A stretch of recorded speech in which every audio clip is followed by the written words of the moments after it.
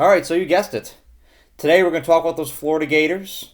It's a conversation we've been needing to have for a while, and today's our lucky day to have it. I know there's a lot of pressure on this Florida Gators squad this year, but if you're a Gators fan, breathe in, breathe out. All will be well. Hopefully.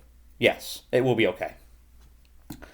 We're going to talk about why there's a lot of pressure on this team this year. So, it comes down to the current coaching regime right now.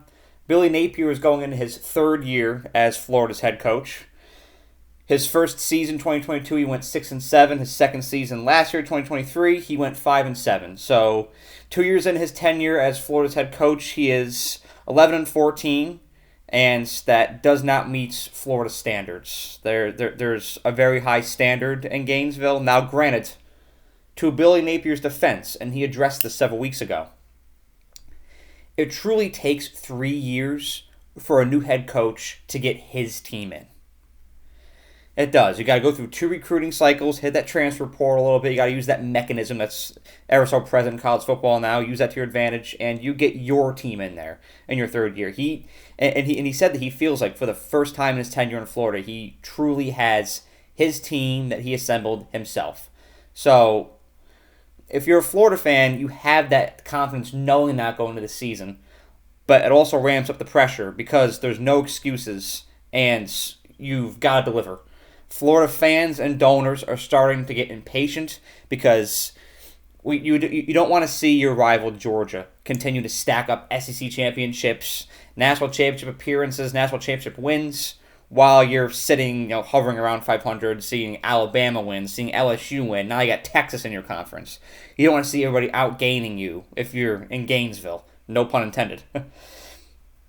So, and I get it. If I were a Florida fan or donor, I'd be getting frustrated right now as well. And I think Billy Napier understands that frustration. But it's time to dial in, and I think that as a competitor, he's ready to go.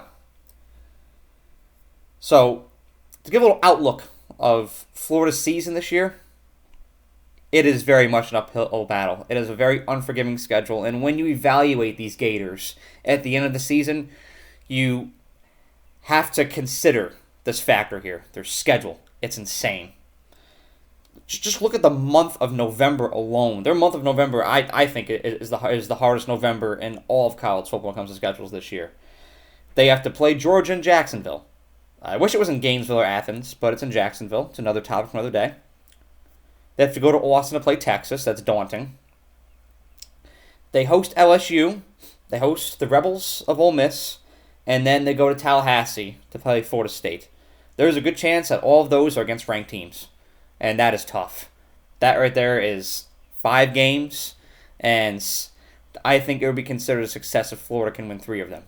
Because it's an absolute sawmill of a schedule. But there's also something else when you evaluate your competition. Now, I also got to mention, before I move on here, before I transition, they also have to play Tennessee, Texas A&M, and Miami this year, who are 3 other opponents that I think have the possibility to be very challenging outs for Florida. But when you're internalizing and interpreting that schedule for yourself, consider this, because when I was doing research, I found this out. According to Athlon Sports, Florida has the 12th most talented roster in college football. So, this is not a team that's a shortage of talents. There's not much of a gap between them and the best. When they're on the field against Georgia, when they're on the fields against Texas. Yes, I would say that Georgia and Texas have a talent advantage, but it's not this massive canyon of a gap. I think that we, myself included, have that kind of perception that there's just this huge talent gap when Georgia's playing Florida. There's not. Georgia is just a well-oiled machine. And especially when Florida's playing LSU or Texas A&M, Tennessee, that playing field's even closer. You may even be able to argue that in a few of those games, Florida might have a better roster. What's the difference? The difference is in the details. And the details is what Florida failed to perfect last year. When I'm looking at discipline, when I'm looking at attention to details, the metric I look at the most when it comes to teams is penalties on both sides of the ball, offensively and defensively. Florida, when it came to penalties, they were 98th in the country. That's awful. They had 6.6 penalties per game last year. They were a very undisciplined football team. And when you're a fan watching that, you get angry. I mean, I start yelling at the TV, throwing things. You know, when it's 3rd and 8, and you get a stop on 3rd down just to find that there's some stupid penalty like a face mask or a pass interference, like a fundamental penalty. You're messing up the fundamentals. You get angry. I get angry. I'm sure Florida Gator fans get angry. And it can be a difference between winning and losing a game, a difference between staying in the game in the fourth quarter or not. Now, if you're on that 45-yard line, if you've got your opponent on their own 45-yard line, and you get a 15-yard penalty, boom, they're on your side of the field, and their confidence goes up, your confidence goes down, and they start to take control of you. If you're Florida, you need to take control of these details this year. It's all about attention to detail. It's all about discipline. It's all about making the right decisions at the right time, minimizing mental mistakes, maximizing execution. They have the bodies to get it done. They have the guys to get it done. And why I say there's a lot of pressure on this team this year, there's a lot of pressure because they may be making a coaching change at the end of the season if those problems persist. If lack of attention to detail continues to be an issue, you may see them make a change. And I don't want to see it happen to anybody. I don't like seeing people lose their jobs. I want to see Billy Napier succeed. I'm on his side. And I have full confidence that this team can get together from a discipline standpoint this year. Minimize those penalties and maximize execution. I think if that can be a point of emphasis, spring practice and fall ball, I think that you can really see a different Florida team.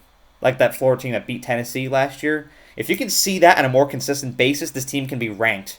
This team can legitimately contend for a great bowl game. It's a very talented team. The potential is there. You just need to squeeze all the juices out of the orange that's there. And I'm completely confident that that coaching staff can get it done. But it has to get done. And when it comes to the schedule, I looked at FanDuel. I got bored in class the other day. We all do. We all start looking at scores and stats and whatnot. At least that's what I do.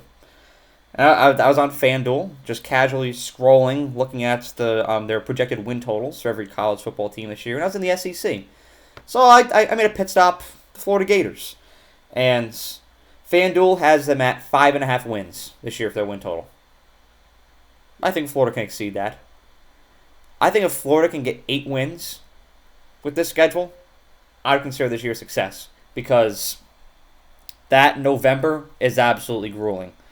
But if they can get 8 wins with that considered, I think the season's a success. If you're talking 5-7, 6-7 again, you're going to have to assess those games for. If there are a couple close ones, one possession games, maybe. It all depends how they play these teams in November. Like, if you're keeping it close against Texas and Georgia till the end, but you're just losing it, okay. But if you're losing 4 out of 5 in November, you're going to have to evaluate some things. So you got to consider those things when evaluating Florida at the end of the season. But to end this video off, I want to say that they have the ingredients to get it done. It's just about mastering that recipe, minimizing errors, and maximizing execution. Florida can do those things. 2024 will look drastically different than 2023, and you will see Billy Napier and everybody in Gainesville retain their jobs going into 2025, and that is what I hope for. Have a great day. Thank you so much for watching this video.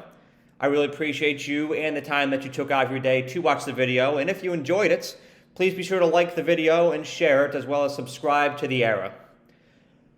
The more likes and subscribers I get on this channel, the more resources I can attain, and the more resources I can attain, the more value I can provide to you, the viewer.